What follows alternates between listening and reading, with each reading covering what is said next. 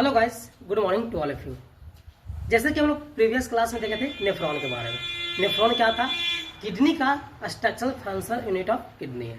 ठीक है, एक किडनी में लगभग 10 लाख नेफ्रॉन प्रेजेंट होता है। ठीक, नेफ्रॉन का दो पार्ट्स में डिवीजन किए थे, एक आपको कॉर्टिकल नेफ्रॉन, एक आपको जस्टामेडुलरी नेफ्रॉन। कॉर्टिकल नेफ्रॉन वो क्या बोले थे? ये आपका किडनी है, ये आपका ऊपर वाला पार्ट्स कैप्सूल था, नीचे वाला कॉर्टेक्स था, और इसके अंदर आपको क्या था? मेडुला।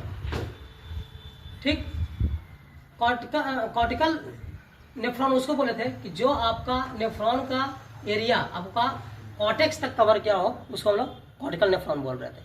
ठीक है, उसके बाद जो आपका मेडुला तक जो नेफ्रॉन था वो आपका जस्टामेडुलरी नेफ्रॉन था।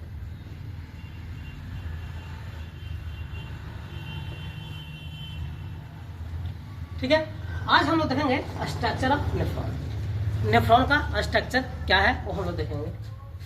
आपका ये हार्ट है,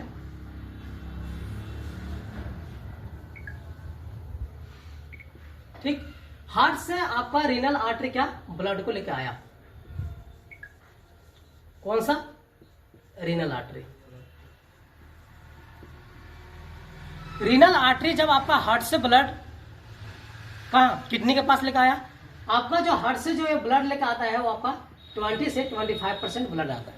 ठीक, अगर आपका जो हार्ट है वो 100 ml ब्लड को अगर पंप किया है तो आपका 20 से 25% ब्लड है वो रीनल आर्टरी कैरी करेगा। ठीक, रीनल आर्टरी यहां से कैरी किया, आर्टरी का जैसे ये ब्लड निकला कहां से? अओर्टा से, अओर्टा से आपका आर्टरी, आर्टरी से आपका आर्ट्रियोल्स, आर्ट्रियोल से आपका कैपिलरीज, जो आपका सबसे स्मॉलेस्ट पार्ट्स होता है। ठीक, ये कैपिलरीज। ठीक, जब यहां से आपका रीनल आर्टरी ब्लड कैरी किया तो ये आपका एफरेंट आर्ट्रियोल्स लेकर आएगा। ठीक, फिर यहां पे लेके आया तो यहां पे बंच ऑफ आपका कैपिलरीज या बंच ऑफ आर्ट्रियोल्स इसको बोल सकते हो, जिसका नाम क्या पड़ा आपका यहाँ पे? ग्लोमेरुलस। तो क्या है? बंच ऑफ आर्टरीज या कैपिलरीज। ठीक, उसके बाद ये जो आपका स्ट्रक्चर है उसको बोलते हैं हम लोग बॉवेन कैप्सूल। एफरेंट आर्ट्रियोल्स आपका ब्लड को लेकर आता है, एक पहले आता है आना। ठीक है, यहां से आपका एफरेंट आर्ट्रियोल्स है वो किडनी से बाहर की तरफ लेकर आएगा। ठीक, ई का मतलब क्या? इजिक्ट, मतलब बाहर निकालना।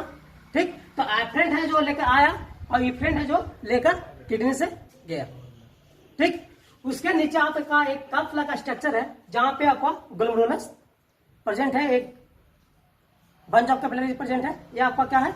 बॉवेन्स कैप्सूल। इस स्ट्रक्चर को बोले बॉवेन्स कैप्सूल। ठीक, नीचे आपका पीसीटी प्रेजेंट होता है। पीसीटी का मतलब होता है प्रॉक्सिमल कन्वोल्यूटेड ट्यूब्यूल्स। इसको पीसीटी नाम क्यों रखा गया? ये आपका बॉवेन कैप्सूल था। ठीक, ये बॉवेन कैप्सूल का आपका नजदीक में। ठीक, इसको हम लोग प्रॉक्सिमल का मतलब होता है नियर बाय। ठीक, ये जो आपका स्ट्रक्चर है इसको बोलते हैं कन्वोल्यूटेड।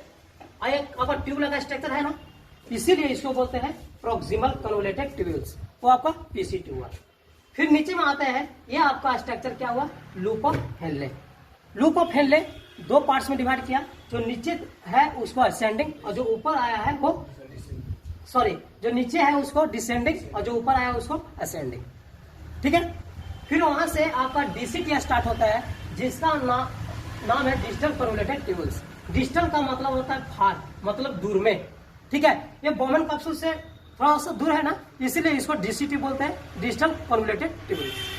फिर यहां से आपका कलेक्टिंग डक्ट में यहां से आया तो यहां पे देखते हैं कि कैसे फिल्ट्रेशन हुआ। जैसे कि ये आपका क्या था? ग्लोमेरुलस। ये क्या था आपका? बॉवेन कैप्सूल था ना, ये बॉवेन कैप्सूल।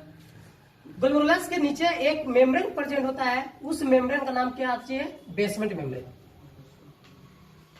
Basement membrane. ठीक। जब यहां से कैपिलरी जब ब्लड लेकर आया नेफ्रॉन के पास, तो यहाँ पे कुछ रिलीज होता है, प्लाज्मा ये सब रिलीज होता है, ठीक, जो आपका बेसमेंट मेम्ब्रेन में फिल्ट्रेशन हुआ, ठीक। उसके बाद एक नीचे यहाँ पे एक सेल प्रेजेंट होता है, उस सेल का नाम है, ये आपका हो गया ग्लोमेरुलस, ये आपका बेसमेंट मेम्ब्रेन, और इसके नीचे में आपका क्या एक सेल प्रेजेंट होता है, उस सेल का नाम क्या चाहिए, पोडोसाइट सेल।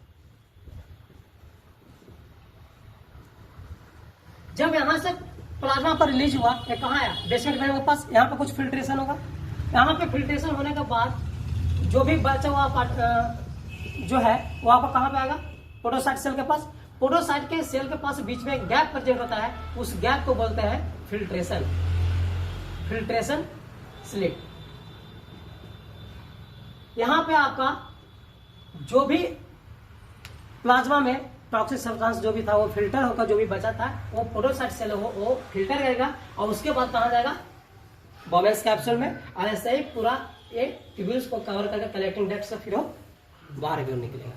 ये है आपका structure of nephron. Thank you.